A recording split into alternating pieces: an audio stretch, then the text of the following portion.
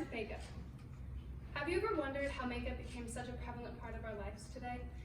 In fact, in a study done by YouGov, it was found that 70% of women in America report to wearing makeup often. Out of this number, it was found that 35% wear it due to societal expectations, 49% for a confidence boost, and 30% to cover blemishes and hide aging. Research done by Statista found that the global cosmetic market has experienced an almost incessant growth since 2004 and is estimated to generate revenues amounting to nearly $129 billion by the year 2028. So how did this happen? Well, we can greatly thank the 1920s for the commonality and popularization of makeup for the common woman in America today. In fact, before the 1920s, makeup was extremely unpopular. If you did wear makeup, you were often seen as promiscuous or just flat out ugly. Almanac magazine says that the mark of a true lady was her natural, untouched appearance. So how this changed so drastically in a mere 2 decades can mainly be attributed to Hollywood and the emergence of the movie star. Due to the nature of black and white film, actresses like Clara Bow, Joan Crawford, and Mae Murray developed distinct and dramatic makeup looks that allowed them to look expressive on screen. What this unfortunately meant for audiences is that they looked at these women and thought that they had to look exactly like them in their day-to-day lives. This is kind of where the start of those unrealistic beauty standards started. Marley Schwelzer says in The Mad Search for Beauty, "It became the belief that every woman had the right, the capacity, and the obligation to make herself as beautiful as possible." Unfortunately, advertising was a huge part in perpetuating this. Marketers saw this desire from women and absolutely used it in order to sell more of their products. Maybelline would use actresses like Joan Crawford and Clara Bow here to make you think that if you bought their products, you could look exactly like these women.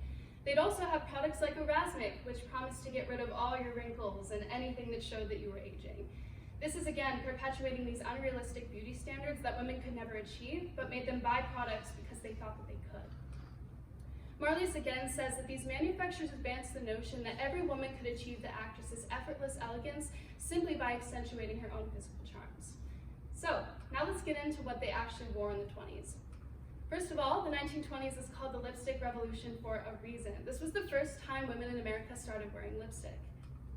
As you can see up here, there was a very distinct look at the time, and it was often brought on by actresses like Clara Bow. An accentuated cupid's bow and lower pouty lip would often be what women wanted to wear. As you can see, this woman in the middle used a stencil in order to achieve this look, and this was actually sold in drugstores all across America.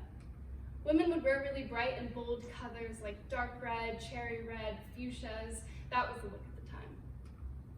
Next was rouge. This is what we would call blush today. Movie stars at the time needed rouge in order to have definition on screen, so they would apply it all across their face. So this is what women in America did. This is when we get the invention of the compact mirror and these really bright fuchsias and pinks that were not at all natural, but very fun. And lastly, bold eye makeup. Women loved to have these thin brows so that their eyes could really be the star of the show. Women would either tweeze their brows or actually cover them up and draw over them. And also there was this really dramatic eyeshadow, mascara, and eyeliner. This is when we get the invention of the eyelash curler and what mascara used to look like. So basically everything in our makeup world today can be attributed to the 1920s, the beautiful and the ugly. Unfortunately, our advertising today looks pretty much identical to that of the 20s. Maybelline, which is one of our oldest makeup industries, actually still has products that promise to get rid of all your wrinkles and aging. In fact, there's so many controversies with cosmetic companies using Photoshop and Facetune to make you think that if you buy their products, you'll look exactly like that. And CoverGirl says that if you buy their products, you could look like Rihanna. That's why it makes sense that 35% of women report to wearing makeup due to societal expectations and 30% to cover blemishes and hide aging. But I also don't think we should forget about that 49% that wear it for a confidence boost. Previous to the 1920s, women were not allowed to express themselves in any way. They weren't allowed to be bold, have individuality, or anything. With the rise of makeup, women were able to change this. The Smithsonian Magazine says that as the conservative attitudes of previous decades were abandoned, a liberating boldness came to represent the modern woman.